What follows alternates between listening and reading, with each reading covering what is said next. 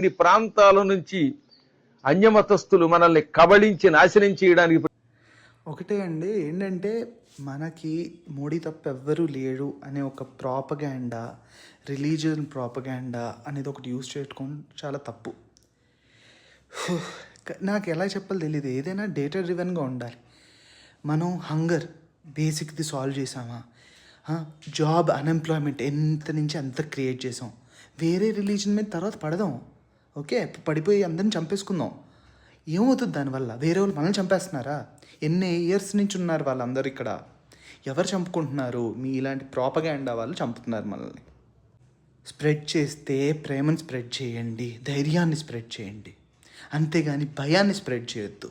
అర్థమైందా? మీరు ప్రేమని ధైర్యాన్ని స్ప్రెడ్ చేయట్లేదు. మహాభారతం ఏది ఎక్కడైనా మీరే చెప్పే దానిలో చదువుకోండి, మళ్ళీ చదువుకోండి. భయాన్ని తప్ప ఏం స్ప్రెడ్ చేయట్లేదు మీరు. అర్థమైందా?